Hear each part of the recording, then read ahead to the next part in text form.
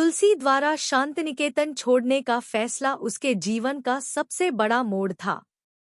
अगली सुबह, जब सूरज की पहली किरणें शांतिनिकेतन के आंगन में उतर रही थी, तुलसी अपने जरूरी सामान के साथ तैयार खड़ी थी। उसने आंखें बंद कर उस जमीन को महसूस किया जिसे उसने अपने प्यार और मेहनत से सींचा था। यह सिर्फ एक घर नहीं, उसकी जिंदगी का हिस्सा था। यहाँ से जाना उसके लिए बेहद दर्दनाक था, लेकिन वह जानती थी कि अब उसे पीछे मुड़कर नहीं देखना है।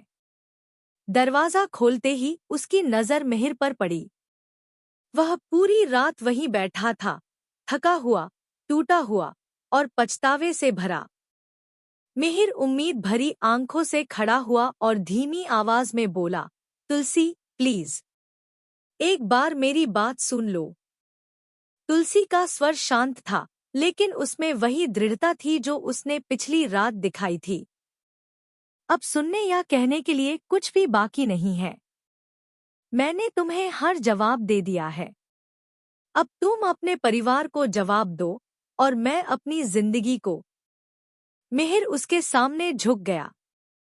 उसने स्वीकार किया कि वह प्रियंका के भावनात्मक रूप से करीब आ गया था, लेकिन उसका इरादा कभी धोखा देने का नहीं था। उसने इसे हालात और गलतफहमियों का नतीजा बताया और माफी मांगी। उसने बा की बिगड़ती तबीयत का हवाला देकर तुलसी से वापस चलने की गुहार लगाई। तुलसी ने गहरी सांस ली। बा मेरी माँ है और मैं उनसे मिलने जरूर जाऊंगी, लेकिन तुम्हारे रिश्ते की वजह से नहीं, अपनी मर्जी से। और जहां तक घर की बात है, वह अब सिर्फ तुम्हारा है। मेरी जिंदगी अब मैं अकेले जीना चाहती हूँ। वह बिना पीछे देखे आगे बढ़ गई। मिहिर उसके पीछे गिड़गिड़ाता रहा, लेकिन तुलसी नहीं रुकी। तभी अचानक प्रियंका अपनी कार से वहां पहुंची। मिहिर ने घबराकर तुलसी का हाथ छोड़ दिया। प्रियंका ने दूर से सब देख लिया था। अपराधबोध से भरे स्वर में उसने माफी मांगी और स्वीकार किया कि उसने अनजाने में रिश्ते की मर्यादा तोड़ दी। तुलसी को अब किसी सफाई की जरूरत नहीं थी। सच सामने आ चुका था। उसने शांत लेकिन कठोर स्वर में कहा, प्रियंका, तुम अपने काम पर ध्यान दो। और मिहिर, तुम घर जाओ। तुलसी टैक्सी में बैठ गई। शीशे से उसने मिहिर और प्रियंका को साथ खड़ा देखा। टैक्सी शहर की ओर बढ़ चली। उसने ड्राइवर से कहा कि उसे वीरानी मेंशन नहीं जाना है। उसे कुछ दिन अकेले रहना है, ऐसी जगह जहां उसे कोई पहचान न सके। वह एक अनजान शहर में उतर गई। आंखों में उम्मीद थी, लेकिन दिल में गहरा दर्द। उसने साहिल को बस इतना संदेश भेजा कि वह सुरक्षित है और जल्द ही बा से मिलने आएगी। इधर वीरानी मेंशन में हालात और बिगड़ चुके थे। दक्षा काकी और किरण के बीच तीखी बहस चल रही थी। बाकी हालत गंभीर होती जा रही थी और मिहिर के घर न लौटने से सब परेशान थे। जब मिहिर और प्रियंका साथ पहुंचे, दक्षा काकी का गुस्सा फूट पड़ा। उन्होंने मिहिर को घर में घुसने से मना कर दिया। मिहिर सिर झुकाए वहां से चला गया।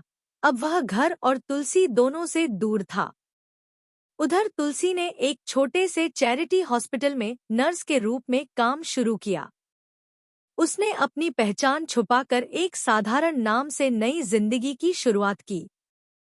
पहली बार उसे महसूस हुआ कि वह अकेले भी जी सकती है। हॉस्पिटल में उसकी मुलाकात डॉक्टर गौतम से हुई, एक शांत, समर्पित और संवेदनशील इंसान। उनका अनुशासन और ईमानदारी तुलसी को प्रभावित करती है।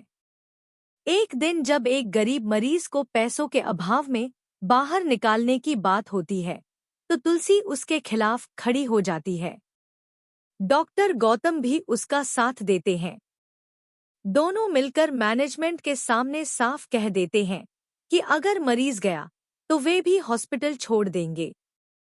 इस घटना से दोनों के बीच एक गहरा विश्वास बनता है।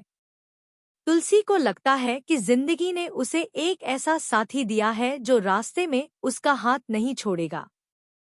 इधर वीरानी परिवार टूटने की कगार पर था।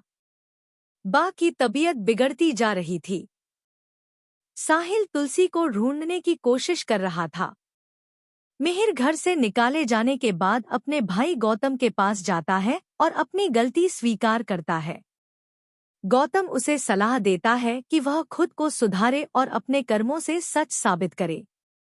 मिहिर एक नया फैसला लेता है। वह बिजनेस से अलग होकर चैरिटी हॉस्पिटल के काम में खुद को समर्पित करेगा। वह अपनी गलती से भागना नहीं, बल्कि उसे सुधारना चाहता है। इसी बीच तुलसी को साहिल का संदेश मिलता है, जिसमें बा की बिगड़ती हालत का जिक्र होता है। तुलसी का दिल कांप उठता है। अब सवाल यही है, क्या तुलसी दोबारा मिहिर को माफ कर पाएगी, या यह दूरी हमेशा के लिए दोनों की किस्मत बन जाएगी?